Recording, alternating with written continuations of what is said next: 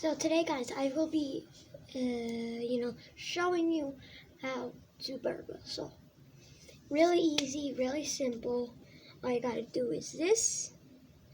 Get your right hand, your left hand. Do it like that.